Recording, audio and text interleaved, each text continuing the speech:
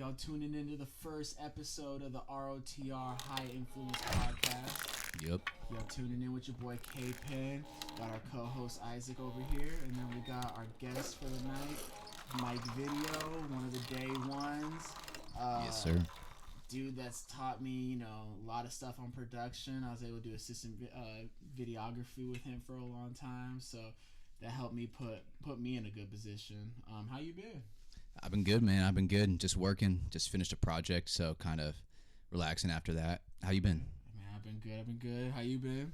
I've been good, man. Just living life, working my way to the top, Yes, sir. Yes, sir. Yes, sir. We just starting this, this project, so I'm happy about it.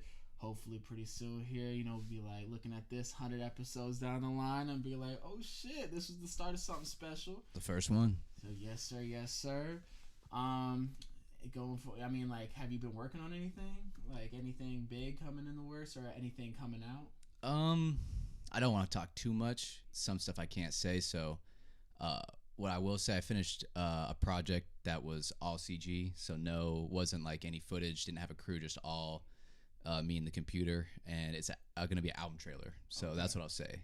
For this artist I've been working with, pretty much just exclusively. And so, kind of been building with this artist. Some of our stuff's going to finally come out that I've been doing.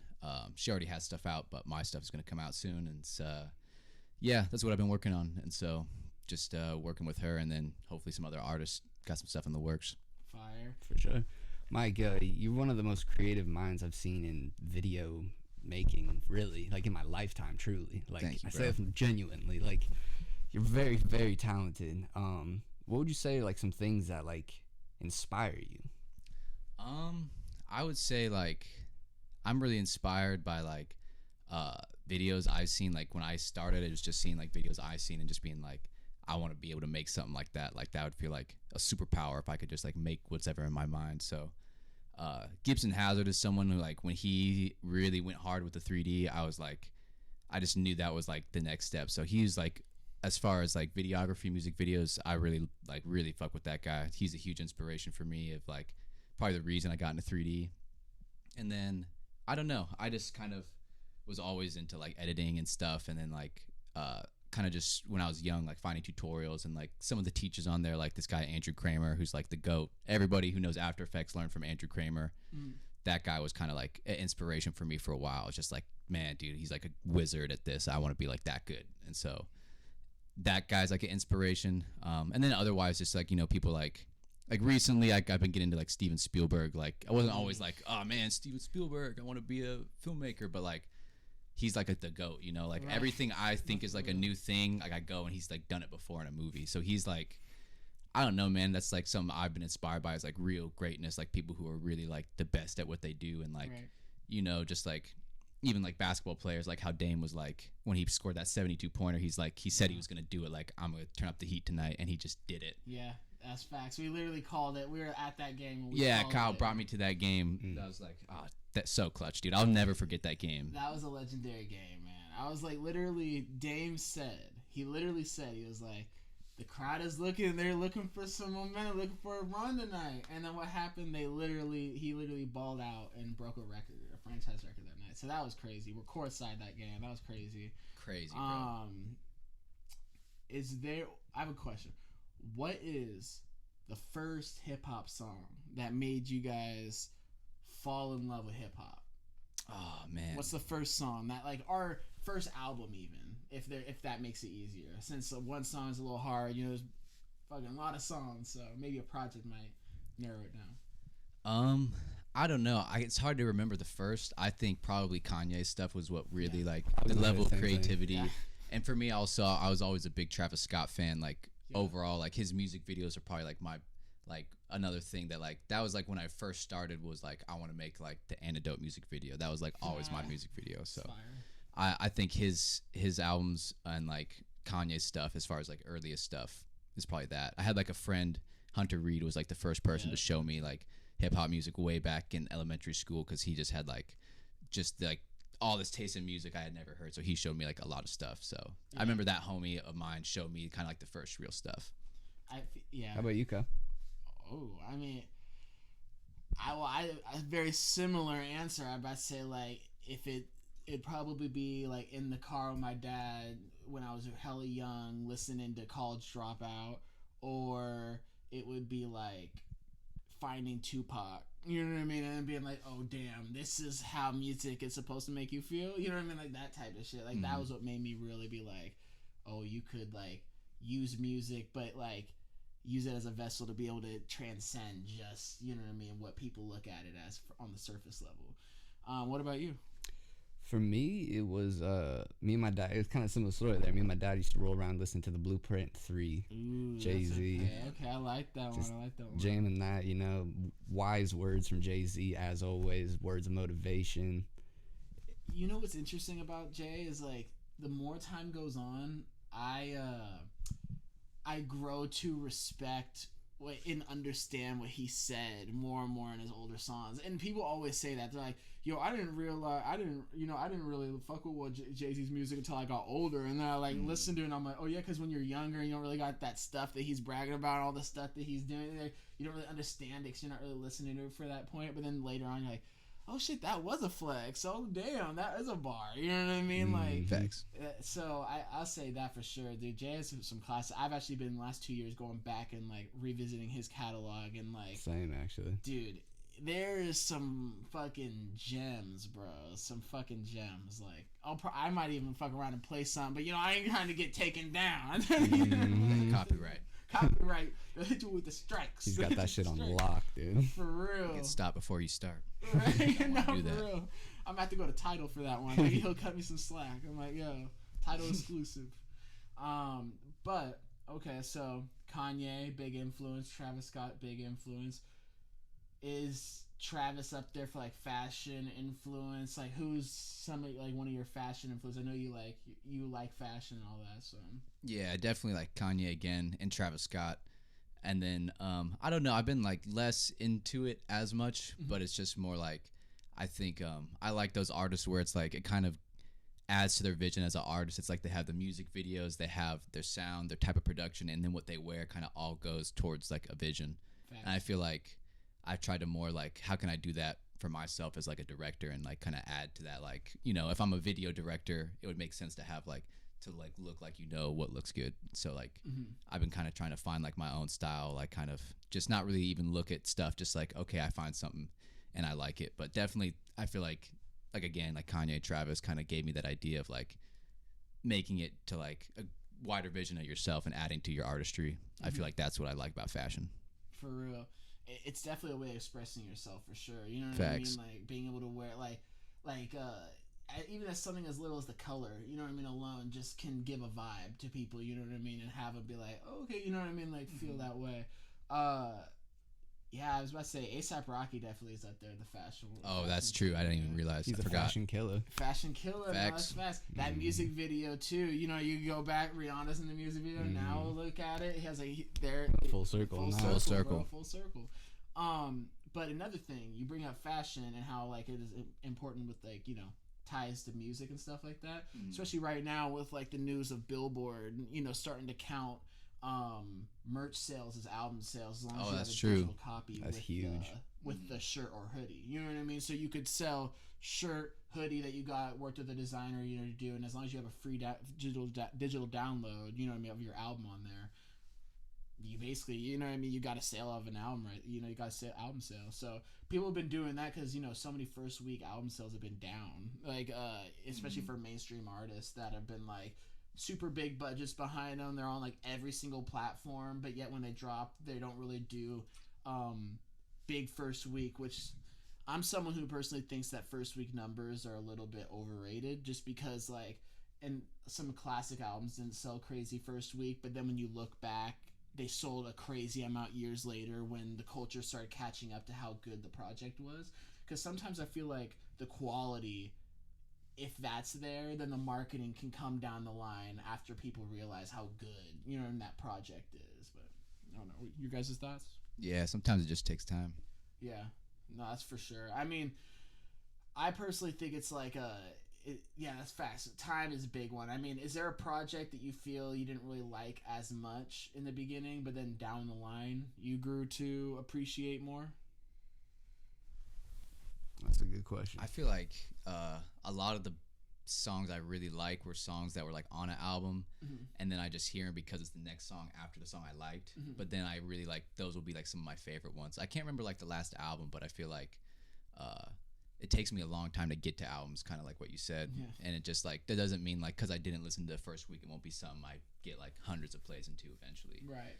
So yeah, I feel like a lot of times things just take time, especially with music. And like a lot of good music is stuff you don't like at first because there's something fresh, but then you hear it, you get a taste in that acquired taste. Right. And yeah, what were we I was gonna say, I feel like for me actually on that point, like Young Nutty was kind of like that for me. You know, like at first I kind of listened to him, I was like, okay, whatever. But then like over time, I went back and I was like, oh, okay. Like it kind of grew on me a bit. Kind of like felt out the vibe a bit, and I was like, okay, like I dig this. Okay, I'm not trying to be that guy, but I will ask you guys the question. Was the internet like over hating, or were they like looking back at it now, or were they like doing it like what it deserved, the Chance the Rapper album, The Big Day? Did you guys ever get to fully listening to that, or is it something that you guys are like, the internet's hating on it too much, I'm just like, I'm good on it right now? What I feel like happened was people got acid rap, you know, all the years prior, and they kind of saw Chance in that one way where they're like, okay, like we kind of know what to expect here. But then he kind of drops that, and it's kind of different. It's a different sort of vibe, different narrative, different sort of thing going on there. So I feel like people were more shocked, and because of the shock, they were disappointed. And I feel like that may be why the internet just went so crazy on it, because it was just kind of a shock, you know? Right. No, I mean, that's true. It's definitely different. I mean, I was like, I'm not gonna lie. I was on Twitter being like, "Yo, y'all hating, man. This album's great. You know what I mean? Yo, this is. What do you expect? What do you want from this man? He's married, man. This is what he's doing." But then, you know, now that I look back at it, I'm like, okay, you know, I like acid rap and I like Coloring Book a little bit more. But I understand what the skits though on that album are where I feel like the prime point of it is. It's just because it gets a bunch of like famous black actors and like famous people just to come in and like say some words, like a skit almost, to make it a little bit more homey, like, you know what I mean? So that was cool. But okay, Mike, I got a question for you. What is one of your bucket list things that you want to accomplish in your career? Accomplish. Let me think. It's hard to say. I've always wanted to do like I had an idea for like a festival that would be like, if I can think about like the most ambitious thing, like a festival that has like, I have a lot of ideas, but one that's like, you know, really utilizes like some of the new technology that's coming out with like displays, and I don't want to say too much and get my idea out there, but like some really cool stuff that's coming out with like technology for like displays and like different graphics, like just very like a lot of visual ideas for like a festival that could have like it's the music, it's the festival, then has like a really crazy visual element to go along. And so that's something I have a lot of ideas for. And then I guess, you know, shooting for certain people, you know, you have like, oh, I'd love to like shoot for this person, or, you know, do a video for this person, you know, and stuff like that. So probably like, you know, Travis Scott and like Post Malone's one I want to really do. Don Toliver, some people like that. Speaking it into existence. Yeah. And then, you know, eventually I want to do movies, eventually do stuff like that. But, you know, who knows what that'll be like in the future. But that's what I would like to do, is eventually, you know, do music videos as like a way to get to doing bigger movies. And in like bigger movies, would you want to find a genre you like and stick to it, or would you like to be genreless? I think I'd want to be like genreless, because I just get interested in different things. Like I move on to the next thing. Like I think I could stick with one if I had like a vision for something. Like I want to do something like a Star Wars or Harry Potter one day. Is like my dream, is to like have something where you build a world, and then it's like it's bigger than just that. Like, you know, like Star Wars has the video games. Like some of the best video games of all time are Star Wars games, and it's like it kind of transcended the medium of just the movies. It's something that's like a franchise. It's a franchise. It's bigger, and it feels like, I don't know, it feels like, you know, like a VR is coming and stuff. Like it's just this world that like continues to expand that you can go to, and like I kind of like that. Like Star Wars and Harry Potter are like kind of continuing on, and like they're really good. Like, you know, like people love the first 3 movies or like the first Harry Potter movies, but like, I think there's gonna be good, spin-offs and bad ones, but I think like I like that idea of like a world that you can build off and like kind of just have this like level of escapism people can go, and like I feel really immersed when I'm playing like some of the Star Wars games or watching the movies because there's so much that they've built in that world and stuff. I feel like that's something that'd be really cool to do. Dude, true. I mean, hey, I definitely could see a Mike video created, like Star Wars, like universe, Star Wars, Harry Potter type universe. You know what I mean? Especially seeing some of the things I've been able to see you do. I'm like, I know the vision's there for sure. I mean, and me and you've always talked about wanting to do movies too. I know Isaac even Facts. said that too. He's one had a similar vision as well. So I was like, yeah, it's all about just the timing. You know what I mean? And like the universe is working its way, us doing whatever we got to do, and then when the time comes and the opportunity grants itself for the canvas to be painted and that with that, I know it's gonna come up perfect. So Facts. Facts. With that being said, though, would you have like a Jar Jar Binks character? I don't know, man. Jar Jar, he's controversial for different reasons to different people. I know some people love him, some people hate him. I was a kid when I first saw Jar Jar. I thought he was fine, but you got to be careful nowadays. I think it was one of George Lucas's moments where he probably could have been reined in a little bit. Yeah. They say that a lot about him. I like to be more of a George apologist, where I'm like, I like his ideas, but he does, he's had chances where, he's best when he kind of has people rein him in a little bit. So I think that's probably one of those moments. But at the same time, he's done good stuff. So Jar Jar Binks is you're gonna fail a lot of times to success. Yeah. I guess that's what I'll say. All I need is just a Jar Jar Binks spin-off series, and we're gravy, bro. Facts. Disney Plus, right there. No, for real. Okay, so with that being said, do any of you guys have like favorite albums of 2022 or anything that like you guys have been bumping the most that came out of that year? Yeah, for me, it's Spaceships on the Blade by Larry June. That's a good one. Just every song's a vibe. Good times. That's a good one. It just really touched me. I feel like you can play it at any time. I forgot that. Any situation, you can just throw on Larry June. Good job, Larry. Good job, Larry. Yeah, dude, Larry June's dope. He's exactly like he is in person. That like on his albums, he like is that character. Yeah. He's like exactly like how he is. He talks like how he talks on all that stuff. If y'all don't know, our guest Mike video, he has shot for Larry June. One of the many crazy appearances that he's had in his videos. What is actually now that I say it, we'll go back to the favorites, but what is the actually I'll ask you that in a second. All right, because I don't want to cut out. I don't want to get get too far track. But what was your favorite? So you said the Larry June, and then what was yours? I'm trying to think. I'm not like I said, I've been slow to get to albums. It's hard to remember what was in 2022, what wasn't. Right. That was my problem, honestly, because I was like, I feel like sometimes albums will drop in the beginning of the year or like in the middle part, you'll listen to it, but then like you won't like go back to it for a while. So then when somebody asks you the question, you're like, damn, I love that album, but I haven't heard it in a while, so I can forget. Like.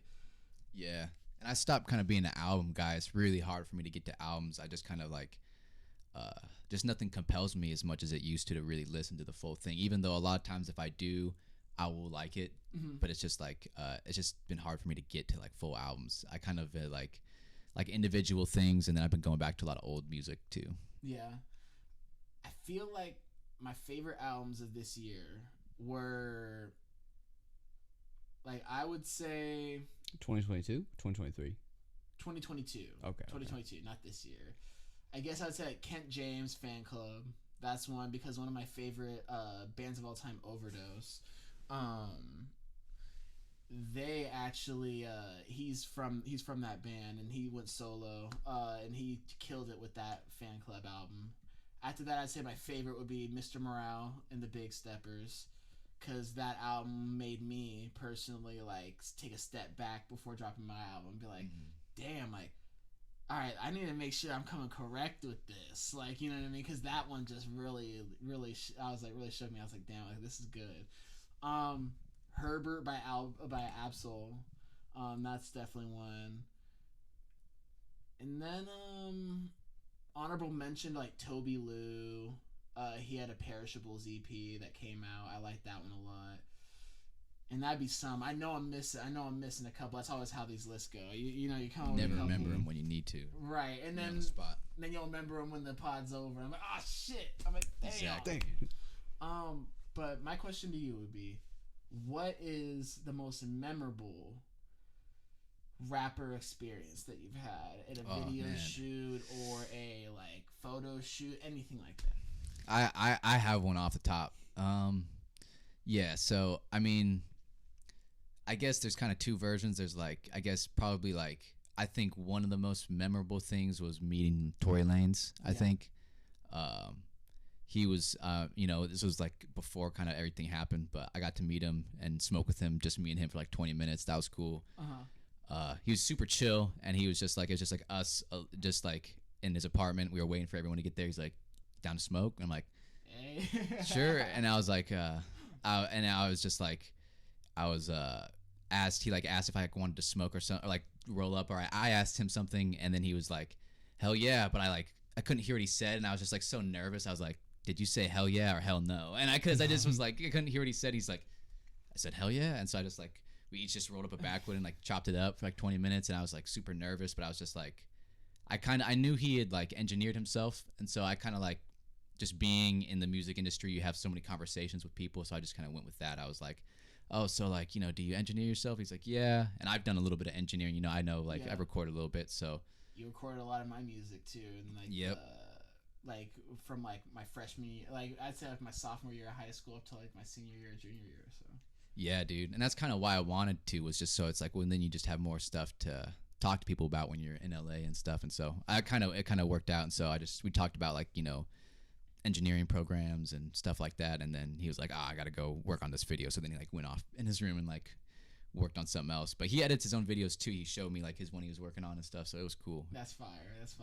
And then other like the most memorable story I'd say is when I shot with Thousand Band Fani, and one of his friends, like, this isn't anything on him, Thousand Band was like the coolest guy in the world about it. Him and his manager were like super chill about the whole thing, but like one of his homies that he brought tried to steal my friend's computer during the video shoot. And so he was playing music off of his computer. He was a photographer. And then all of a sudden, like, Thousand Band gets there. He had the girls show up. They were there first. And then he comes, and they're like, we got a couple more people coming. Like, the barber's coming. We're like, all right. And it's like a small Airbnb. And so, like, eventually they come through with, like, 10 plus people, maybe more, 10, 15. And it's like, all right, there's a lot of people. And so then, like, people were just chilling. We're waiting for Thousand Band to finish his haircut, start the video. And then, like, we notice the music's not playing anymore. We're like, what happened to the music? And Ray's like, I was playing it on my computer. Where's my computer? And now we can't find the computer. And it's like, all right, like, this video shoot's not happening until we find the computer. So he tells Thousand Band's manager, and he's just like, he was like real about it. Like, I respect him. I was like, and he was just like, well, we just gotta like, you gotta ask people to like search their shit, and then just like, let's just do it. We just gotta man up and do it. And he's just like, all right. I was just so happy it wasn't me that had to do that, but I was just like, oh no, dude. So he asked everyone, like, he has to go. He's like, I'm sorry, man, but like, it's gone. Like, I have to like look through your bag. And like, most people are chill, but then it gets to like one guy, and he's like, all right, bro, like, all right, you know what I mean? And then just like basically like shows in his bag that he has like a gun and shit, just kind of trying to like intimidate. And we're like, all right, dude. And then so he's just like, he eventually comes back to that guy. He's like, I want to look through your trunk because I thought I saw something weird. Like, they went outside and stuff, and like, he's like, oh, okay. And he's like, kind of starts getting upset. So I go out with him this time, and the guy's like, I'm honestly like really offended. Like, this is crazy. Like, I can't believe you're making me do this. So like, opens the trunk, and we all look around, and he doesn't find anything. And so we go back out. And so then some time passes, and he's like, I want to look again. He's like, actually, just let me look one more time. And so this time I stay in, because I'm like, well, I don't know if my stuff's going to get taken now. Right. You're like, I didn't put a lock on this shit. Yeah, I'm like, I got to watch my stuff now because I don't know what's going on. And so then they go out. He comes back in with his computer. He's like, you, and you got to leave. I'm like, no way, bro. He found it. And so I guess when he was out there the first time, he felt in the guy's duffel bag, and he thought he felt it, but he like second guessed himself. And then when he went back out, that's what it was. And so it was like, it was crazy, bro. And so thankfully it kind of worked out. So all those guys left. So it was just me, Thousand Band, his manager, the girls in the video, and his barber. And so we were just like, it was chill. And so that was like the most memorable thing. That thing was like crazy, but it was like, Thousand Band like apologized, like, oh man, we're so sorry, bro. Like, he's like the oldest one out of all of us. He should have been like the last one to do that. Like, we're gonna talk to him later. Right. Like it was like they were like apologetic about it, and that was like I think that was like my first video to ever hit 1 million, or the second one. So it was like a good situation. I'm glad I did it. And Thousand Band is like, he is like a super chill guy. Like I love working with him. Like that video shoot was like, a thing I used to really want was people to have like a lot of fun at my video shoots. And like at the end of that one, he was like, I think that's the most fun I've ever had at a video shoot. Nice. So I was like, like the whole thing ended up like working out good, and like that made me really happy. And so it was really fun, and the video turned out great. And that was probably though like the most memorable thing. I always remember that story. Dude, that's honestly a very memorable story right there. I mean, like, and that's the crazy thing about most of those situations is like the artists be, you know, bringing the homies, bringing the crew around, but Facts. they don't necessarily they're not telling the people to do this or whatever. Sometimes those people just be like fucking over the friend that brings them to the scene. You know what I mean? Like, exactly, dude. It's like I'm doing the video for your like homie. It was just just stupid in general. yeah, and that's a key thing about being careful who you bring to certain opportunities. You know what I mean? Because then you bring the wrong motherfucker to the wrong place at the wrong time. He caused the scene, or he steals something, he does something, and then you sever an opportunity with that, Facts. you know, place of business or that bit, you know, that person or whatever, because they're just like, we don't even want to be associated. You know what I mean? So, okay, so that's crazy. What about can you tell us about the time you shot Post Malone? Yeah, so that was I was working with Tyler Yahweh, who's he was like on Post Malone's like label, like their same managers and stuff. And that's kind of how I got introduced to that. And that was a recap video for their show. They came to Oregon. Since I'd worked with Tyler, they knew me, so they hit me up. And we went. I brought my brother. I was just like, I need an extra hand, you know, someone to help. And then like I eventually like I had like a lot of people I sent. It was like you, Matthew, and he's just like, bro, that's 3 people, bro. I said 1 person. And like the manager, and I was like, my bad. And so just my brother. So I was like, okay, I have my brother. And then my dad actually was at that show just by chance. Like him and his friends were going to that show because it was 50 Cent. It was like 50 Cent was opening for Post Malone, and then Tyler was before 50 Cent. And so then they were there for 50 Cent, you know, him and his friends. And so that was a cool coincidence. And then we went. I wasn't sure if we were going to meet him and stuff. I knew that they wanted me to film both of them. And so then we were just chilling most of the day. It was kind of stressful, like couldn't find my car keys, like that type of stuff, running late. And then we'd get there just in time. And so then eventually Tez is like, all right, we're about to go over to like this room. And then like I knew we were going to Post Malone, but like my brother didn't know. And so I was like, all right. And so I'm like, I had like the 360 camera. So I'm like filming, and then like we get in the room where he's at, and he's just like the nicest person. Like he comes to us, he's like, nice to meet you, and like it was like super rewarding because like my brother got to meet him. Like he's like all excited, and so like that was cool. And so like that felt like a cool like big brother moment. Like I got to bring him along for that. And then that was like, I didn't know what I was gonna do for the video, but like I had my 360 camera, and they were playing beer pong, and I was like, let me Beer pong shot. yeah, let me set my camera there. I asked Tyler, I was like, can I get a shot of you guys playing beer pong real quick? He's like, cool. So I just set it in the middle, and then they just like, I got that like 360 shot of them playing the beer pong, and then that was like the cool shot that I put in the intro that I did with the beer pong ball. And so that was like that was fun. And so that was like, he was like the nicest person I ever met. I got to meet him like super briefly. Tyler introduced me, and he was just like a lot of people say this, like the nicest compliment they ever got was from Post Malone. Like I can't even say it. It just sounds, it's just too nice. He's just like the nicest person ever. And just like, I don't know. It was really, it makes you happy to see someone like that, you know, that's not a asshole, that actually has all that success. And like, he really is as nice as everyone says.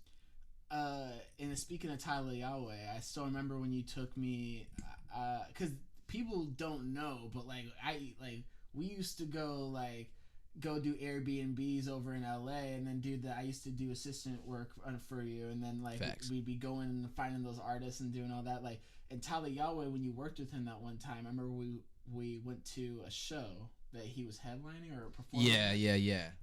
And it got so lit before he got on that they shut it down, and then he was like, fuck that, we're going to the back, and we're gonna just do the concert out on top of this car. And then he just put the songs on the car to like speaker, and then just started started going with the crowd. That was lit. That was wild. No, that was fun, dude. That was a crazy show, dude. Yeah. Those promoters were tripping. No, for real. I was like, they didn't even let the headline on. Like, no, we're cutting it short. It's. I think there was like, I don't know, smoking or something like that. Something going on. I think it was smoking. I think it was somebody was smoking, and so it was just like some classic. They're like, It was no. some weird shit. Dude, fucking, I love when venues let you smoke in the in the I place. know, dude. Bruh, Dizzy Wright show, dude. Motherfuckers are sparking up on the 420, bro. Like, just all over. It was actually the first time I think I'd seen in like a bigger theater where motherfuckers are actually allowed to spark up, and security wasn't just like, yo, give me your shit. Tripping out and shit. So I was like, but then it makes sense at a 420 show, Dizzy Wright, you got to do it for the culture. You got to do it. The year prior, they were a little weird about it, but this year it was all get in the hood. No, that's very true. That's very true. Okay, so I guess I gotta ask, what is your bucket list? What do you want to be, Isaac? What do you want to be like? Leave your imprint as like, what do you want the people to know you for down the line? Like, let's say a couple years, 3 years later. Ultimately, I just want to be known as a guy that just helps people achieve their dreams. Mm-hmm. That really is like something that just brings me like pure real joy. I just want to like assist people. I want to give alley-oops to the players dunking, I want to bring everyone up around me. And so ultimately I just want to get to that point where I'm able to do that consistently as much as possible. I love how feasible that is, because ladies and gentlemen, we're going to make that happen. We're going to make that happen. Facts. No, but I think that's the biggest thing, honestly, is just like having a vision that allows there to be a reality where like there's stuff bigger than you, and that you're able to like, bring about opportunities for other creators and other creatives, and just like be the person for other people that maybe wasn't there for you when you needed, when you needed that hand. So that's the important thing, I feel like, because nothing feels better, like, especially like I kind of like, for instance, with concerts, like nothing feels better to me than when at least one person walks up and just like, yo, you killed that shit, you know what I mean? Because it doesn't, like, even if there's a whole room full of people and they're like, that's cool, but if, as long as I know one person is able to be like, yo, you changed, yo, I fuck with you, I'm a fan, like, that to me is a big thing. And so like being able to find a homie or find someone who like, is looking for that opportunity and put him in position, like, that is, in my opinion, like the biggest boss move possible. So Facts. How about you? What's yours? Mine, man, shit, media empire, fucking interview like all the biggest artists, fucking be able to do, just fucking, I guess like the most free thing to me is just being able to make music, create opportunities for other creatives, and then create a media platform that allows us to push hip-hop forward. That is, in my opinion, like the feasible bucket list things that I feel like have just been coming more and more to fruition, like as time has been coming closer. So yeah. And then Mike, if you were to make a movie, I know like you said like it was gonna be Star Wars or Harry Potter, or was that just like kind of the universe that you wanted to make? Like, I don't know. I feel like that's probably like something I'd want to build up to, and then like genre wise though. Genre wise, I like the ideas of stuff in the future a lot, and then that's something I'm always gravitated to, is like stuff that takes place in the future and imagining like what that would be like.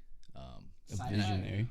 Yeah, probably sci-fi. I just think what you can say about it's like you can say more stuff kind of when you put yourself in like a different time period, and kind of like like, I don't know. No, it makes sense. It's like the future's unknown, and so it's like your mind, there's endless options of things that you could come up with instead of limiting it to now with all the things that we know now.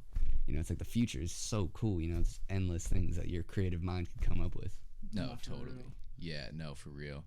I think, but I think I kind of get ideas for all types of movies, I feel like kind of back, like, I think Steven Spielberg, like some of his stuff, he's done so many different things, and he kind of said the same thing I did about like he just likes trying different stuff. So I don't know. I think it just depends what idea comes to me first that I think is something that's like, okay, that would be something I could do. And I think it probably, I think I have other ideas too. Like I think doing a video game movie would be dope. Like some movies that are based off video games. Like sometimes they're good, but like a lot of times they're bad. So I feel like it'd be cool to try to make like a really good movie from a video game, and that'd be one where like I'd be fine like having someone else write the script or kind of come up with the ideas because it's kind of already a thing, Right. like a Fallout movie or something like that, or like That'd be That'd be crazy. tight. an Elder Scrolls movie or some of those crazy things. Like imagine if it was like really good movie for some of that stuff. Like I think that'd be good. Like they just did the Last of Us TV show, and like that game's kind of already like a narrative game that has like a story, but like that's I feel like is a good example of like they did it right and they didn't fuck it up. And then Right. like I think like a Knights of the Old Republic movie would be crazy. That's like a Star Wars thing, but like I think something like that where it's like a video game and you kind of have something that's there and like kind of back to it's like you have so much of a world like in Fallout. It's like this world that's built and there's so much character and like it's already proven to resonate with people. So you just need a good script and a good story in that universe. And I feel like that'd be really fun to direct because then you could kind of focus on learning all the stuff about directing without risking like having your own idea. Like kind of Tarantino is someone I think even his first movie was like he's written like every script and like I think that's really good if you can do that. That's like the ideal, but it's like it's just very few people can do that successfully every time. Script. Yeah, no, it's hard. That's tedious. Fucking usually, if you're super professional, you have multiple people looking over it. You know what I mean? Just to make sure there's no fucking errors or plot holes and things like that. Like, Exactly. Yeah, so, damn, I'm excited though to see that kind of fruition. Though I think that'll be big. Honestly, yeah, like I know I can't decide on if I'd want my first movie to be like horror movie or like fucking, but then the black dude always dies first, so like That's true. but we can rewrite the script, we could do shit, we could do shit. Or if I'd want it to be like on some like more realistically, I feel like I'd create my own sitcom before I have a movie. I don't know why. I feel like I more realistically create my own sitcom or be like, or someone that had a movie idea to be like, yo, you might be good for this role, and it'd be like a Tupac goes into acting type of thing. You know what I mean? Like, but because we're looking. I think this generation needs a Fresh Prince of Bel-Air or Martin. You know what I mean? Or like something that hits the same. Because I know there's a Fresh Prince reboot, Bel-Air, which is great. If y'all haven't seen it, go watch that. But kind of not much of a sitcom, right? You know what I exactly. mean. That feels more like a drama. You know what I mean? More like a drama a little bit, and that might not be the right classification, but that's kind of how it feels to me. Same. So with that being said, though, I feel like right now at this part of the pod, I just want to play a little song that a friend of the pod has made. It goes by the name Guapo Filth. So it's local artists. Local artist. Actually, if y'all come out to the R.O.T.R shows, you might be accustomed to him. He is actually going to be performing at our R.O.T.R event at the Dublin, May 27th, Saturday. It may or may not have happened by the time this episode is out, but just know we got a lot of friends of the show that do come on those ones. So, and with that being said, let's get this shit.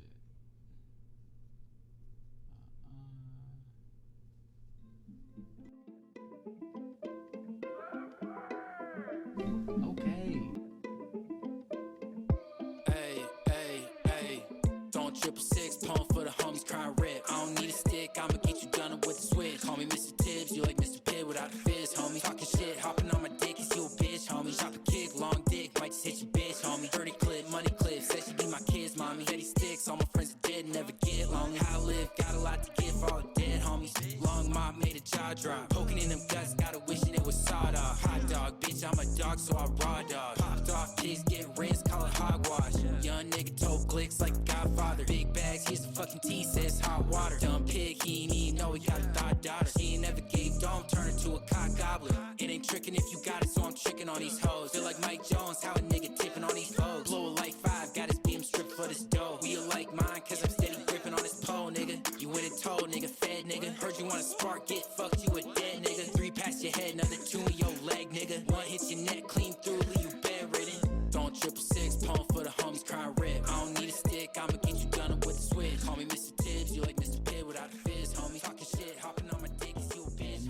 And that song is Dead Homies by Guapo Filth off of his new album. Let's see that. And yeah, y'all should go check that out. Guapo honestly has been killing it For real, he's been killing it. His last 2 projects have been fucking phenomenal. The last few shows he's been at have also Last been few phenomenal, shows. killing the performances. Yes. Who are some of your guys' favorite artists locally from the city? You. Yeah, I appreciate Gotta that. throw K-Pen on there. K-Pen, sure. K-Pen on the list. K-Pen in the list. I think Matt Burton's probably one of my all-time favorites. Great. Yeah, Matt Burton, easily one of the most underrated in my opinion. Artists from the city, like for real. I still remember when we go hang out with him back like around Beaverton 2016 or something like that. And fucking yeah, he would just be able to make classic songs like it was nothing. I feel like I don't know. Oh yeah, dude. Yeah, and he had good live instrumentation skills too. So Yeah, he was like a real musician. right. What about you?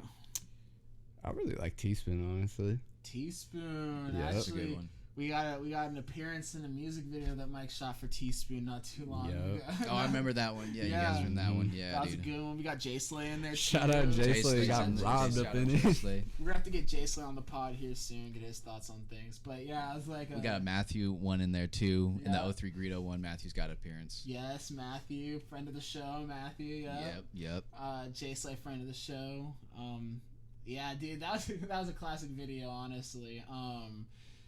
Yeah, and that started going up too. That one started going up. Yeah, shout out Teaspoon. He's a real spitter, and I know he be grinding out from the city. You know, what I mean, really repping. So Yeah, he's a super solid guy. right, yeah, super solid. Honestly, I would say one artist that I really like, D Will. Shout out to him. I got him on my album, Real One. This isn't an artist that's local, but I feel like I just need to shout him out. Emilio, Locate Emilio. Oh yeah, Dude, fucking definitely shout out Amelia. that's a goat right there. That's a goat. What else though? Yeah, man. I was like, but as far as from the city though, I'd say yeah, like D Will, Guapo, fucking Edward Bernier. He'd be killing it. And I mean, there's so many. Though. That's the thing. That's why I hate starting to say this because he said like 4 niggas' names. You know, everyone's like, What about me? I know, but Swiggle's in Yeah. there too. Swiggle Mandela. He's fire, and he gave me. You know, he was a homie enough to do the R.O.T.R. You know, showing that gave him the headline spot on not too long ago, and he killed that. You know, what I mean, that was a great show. But yeah. Yeah, there's a lot. There is, honestly. I feel like, don't get me wrong, there's a lot of dope cities, you know what I mean, that are providing a lot of dope music. However, I do feel like looking back at it or going forward and like down the line, Portland's going to be known as like one of the hot spots or a hot spot for a lot of big artists that ended up coming from there. You know what I mean? And then, and doing dope shit because like I don't know, man. The more and more like time goes on, the more I'm seeing people come from the city. You know what I mean, and like start to gain like national traction, and then it's been happening more often. So I am curious, but do y'all see yourselves living in Portland, like for a long time ahead, or do you see another city calling? I don't really know right now. Same. It's kind of just like I'm kind of just going with the flow of life right now. It's like if something really calls me to go there, I'll probably go, but kind of just chilling at the moment. How about you? Shit. I don't know. I feel like Dame, man. Loyal to the soil. I need a chip, and then we'll talk. Yep. You know? Yep. Like, You gotta put on for the city of Portland, man. for real. Once we get popping and we do right for the city, you know, because at least with I guess my answer would be I probably would do a lot of traveling, but be located within Portland because I just see myself like. I one day want to have like my own basketball programs, like my own like basketball tournaments where like we can rent out a court outside, or buy a court and build a court outside and have kids be able to go there, but then get those times where we can do tournaments and shit like that once a year, get some live performances there for halftime. Like it doesn't make it some dope shit. Like I feel like there's a lot of room for that, and especially with just how much room there's in Portland to make this shit go to the roof. I think that I definitely see a lot of potential here, so I think that's my answer for that. Well, with that being said, is there anything we may have missed going on in the culture right now? Anything interesting that you may have seen in the news cycles? I know LeBron. What was that? LeBron and the Lakers right now. Oh yeah. Oh, don't even get me. Oh wow. Yeah. I'm hoping we win this game tonight. If y'all listening, it's Monday. I'm hoping that we get the win. Lakers down 3-0 right now This versus is game Denver. 4, right? Yep. Yeah, so it's game 4. Lakers down 3-0. Braun has an injured foot. That's my excuse. I'm happy with Austin Reeves, though. He's been playing great. Man, I just hope that the Lakers win this. I hope that LeBron can just defy the fucking expectations. Beat the impossible odds. Beat the impossible. Basically go superhero Braun. And be the GOAT that we know he is. And just fucking bring him back. You just gotta win game by game. Because I know if they win this game, they're going to win the next game, I think. And then that goes down to a game 7. I don't like the Lakers' odds in that one, but anything's possible when it comes down to a one game dictates all, series. So that, and I mean, they're doing better in Boston at least. At least I have a little bit more spirit than Boston does right now. So, but what do you think though? Like, do you think LeBron? What do you think is gonna happen? I think the Nuggets are gonna take it, but I want LeBron to do the impossible. I want him to overcome these impossible odds that no one's ever been able to accomplish before. And I feel like that they have a team structure that they could do it, but torn ligament in his left foot, that's really tough for LeBron. Dude, when you look at all the greats' careers, bro, it was one crucial injury to a part of the body that doesn't grow back that well that fucks him up. Like Kobe, that time where he fucking, I think it was like the Achilles tear that like he went up and shot the free throw after he tore the Achilles, and they're like, yo, you can't, you gotta score this free throw, and he came back out there and did it. Like, so I give him, I give him a lot of slack on that. However, I'm just hoping that he's able to do this. So we'll see though. Tonight's the night. I don't want Denver to smoke on that Laker pack, so we'll see. No, for real. What do you think? Do you think it's possible? It's never been done, so I guess we'll see. But I mean, if anybody could do it, it's probably LeBron. But at the same time, if it's the injury, I feel like that's probably the biggest thing. Right. Is that it's just like, if he was to do something impossible, can he do something impossible with an injury? I don't know. Maybe without it, but I don't know. Yeah. No, I agree. And then I guess if we're just gonna run down last topics, I saw today that was making me laugh and just like, wow. I'm like, this is going pretty far. The Rick Ross and DJ Envy beef. Have y'all been seeing that? I didn't see that.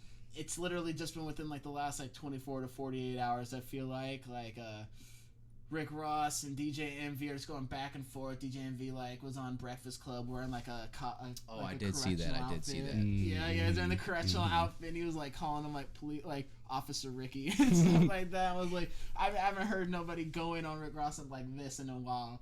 And then Rick Ross came back with another video basically saying that he has a job for DJ Envy and his, kids to come and clean his pool. And so I was like, that was a little. That. And then he also said he has a job for DJ Envy's wife to clean the pickle boards. The pickle boards that he's got. So it's been going. I'm curious to see where this goes. I hope it's all peace, all love. That's how I'm gonna say. I'm gonna be PC in this. All peace, all love. However, it is very hilarious to see this, man. I am like, what the hell, though? I got one. Childish Gambino announced that he's gonna come back with music. Oh yeah, he's not retiring the moniker of Childish Gambino. He's still giving us more music. That makes me curious if he's actually gonna start really rapping again. Because me, Isaac, and Jay Slater are having this talk. Justin Slater were having this talk recently. Where it was about Childish Gambino's last album, the 315, with all the dates, yeah. Yep, and I thought, looking back at it, maybe I just had some skewed perception, but I thought that was really a rap album. Childish Gambino was getting back into his rap bag, but then we listened to it, and then I was like, holy shit, this is like very pop centric, experimental. Like he's rapping a little bit, but it's, I'd say even like the one with Redbone, Awaken My Love, was a little bit more into that R&B ish bag than this was. This was a little bit more pop to me, but like there were still some rap moments on there. But yeah, honestly, I'm excited to see what he does.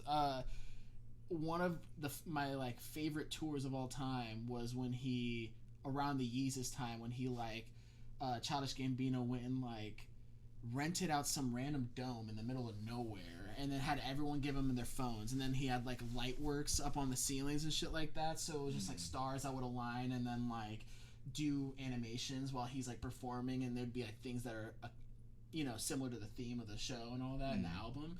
And so shows like that, when you're able to like drop an album and then do a concert or like a tour that's able to like be about that and capture the vibe of it, that takes it so next level for me. That's why Yeezus was so dope for me, because the Yeezus tour, he was on a fucking mountain, like rapping to motherfuckers with a demon on the motherfucking top of the mountain, nigga. I thought that shit was gonna eat him. I'm like, what the fuck?